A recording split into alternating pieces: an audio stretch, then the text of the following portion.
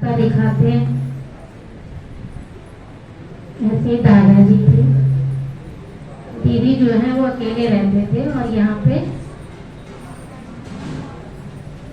तो जब मैं मुरली सुनने आती थी, ज्ञान सुनने आती थी, तो दादाजी कहते थे दीदी अकेले हैं, यहाँ पे रहो इनके साथ।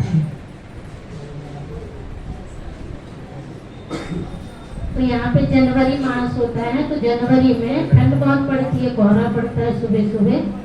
तो उस समय यहाँ सेंटर पे क्या करते हैं, 6 बजे जो 6 बजे क्लास में आएगा, योग करेगा, उसको विशेष 18 जनवरी पे इनाम मिलता है या पूरी जनवरी के बाद। तो यहाँ पे रेस रख दी जाती है। तो यहाँ पास में हमारी गली में है, घर था हमारा, तो वहाँ से मैं क्लास करने आती थी।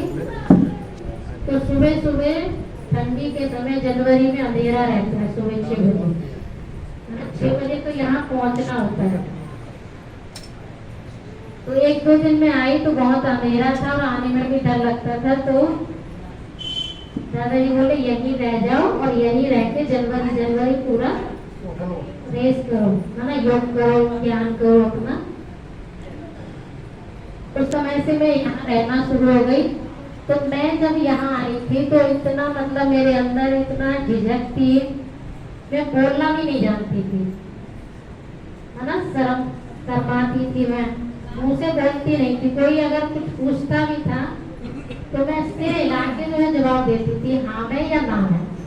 तो दादाजी कहते थे सिर नहीं हिलाना, मतलब जैसे माँ जन्म देती है और गुरु बोलना सिखाते हैं, वो चीज उनके अंदर थी। तो उन्होंने कहा सिर नहीं हिलाना है, जो भी बात पूछी जाती है उसका जवाब दिया करो, मुंह से कहा करो हाँ या ना। इतना नहीं शर्माना होता है, क्योंकि आगे चलना होता है और आगे चल के तुम्हें ज्ञान सुनाना। अगर ऐसे ही शर्माओगे तो कैसे ज्ञान सुनाओगे। तो वो मतलब लाइक बनाते थे और हर बच्चे में जो भी बहन आती थी, मतलब मैं आई थी तो उन्होंने उम्मीद रखी कि जो बहन आज मुझे ओम शांति भी नहीं बोलना जानती है, उसको मैं ऐसा टीचर बना दूंगा एक दिन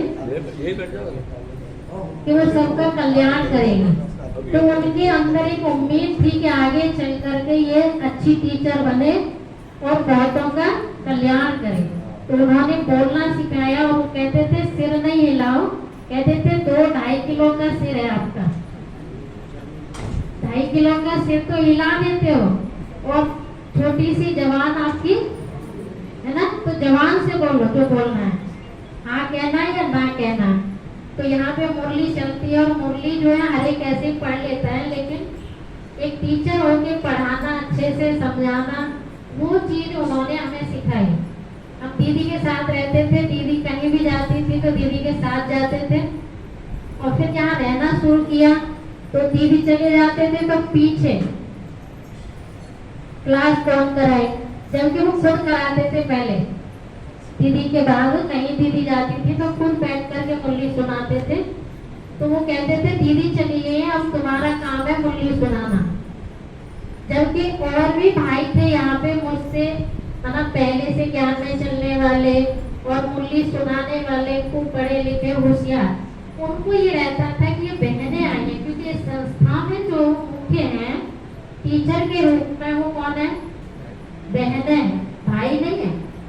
भाई बैठ के संतली पे मुरली नहीं सुनाते, कौन सुनाती है आपको।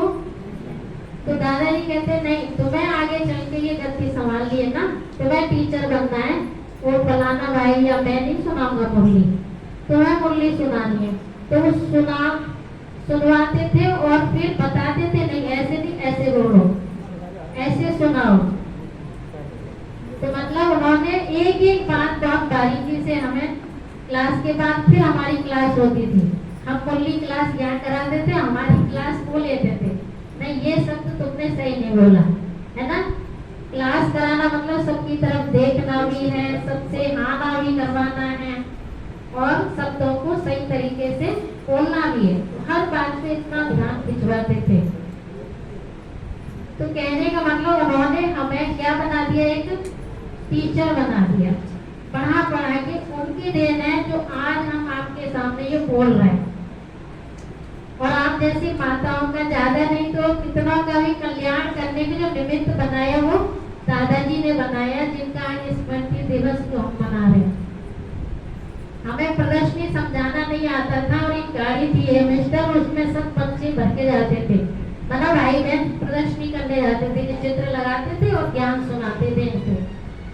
तो दादाजी कहते थे जो सुनाना नहीं जानता है ना वो नहीं जाएगा। और हम नए नए थे तो हमें बहुत शौक था जाने का। अब वो कहते थे जो मतलब सुना नहीं सकता है तो वो गाड़ी में भीड़ करके क्या फायदा। तो हम सुनाना सीखते थे, फिर चुप रहो कि हम भी जाएं। जाने के उसमें हमने प्रदर्शनी समझाना भी, चाहे आए या ना आए, खड़े हो जाते थे, जिससे उन्हें लगे कि हाँ ये प्रदर्शनी समझाई। और समझाते समझाते क्या होता है, फिर समझाना आ ही जाता है। तो उनका सिखाने का एक तरीका था, बच्चों में उमंग उत्साह बढ़े, और जो कार्य वो नहीं कर सकते वो भी करें और सीखें और आगे बढ़ें। पूरा जिम्मेवारी जैसे दे देते थे, नहीं टेप चलाना है आपको ही चलाना है, सीख लो, एक दो दिन सीख लो, अपने आप आ जाएगा। पूरा जैसे कारभार आपको ही संभालना ही है, उनकी ये विशेषता थी। और अंदर में जो उम्मीद रखते थे, तो वो उम्मीद व्यक्ति की जब अच्छी सोच होती है ना, वो एक दिन जरूर सफल होती है या नहीं होती है। जैसे महात्मा गांधी जी चाहते थे, अंग्रेज इस देश से क्या हो गया ना, भाग गए ना, वो भी यही चाहते थे कि नहीं जो कुमारी है वो टीचर बन जाए, ब्रह्मा कुमारी बन जाए। तो ब्रह्मा कुमारियां भाई देखो ऊपर से नहीं उतरती है, ब्रह्मा कुमारियों को भी लायक बनाने में बहुतों का सहयोग, बहुतों का हाथ होता है, तब जाकर के वो कहीं ब्रह्मा कुमारी बन पाती है, तब विश्व का कल्याण वो कर पाती है।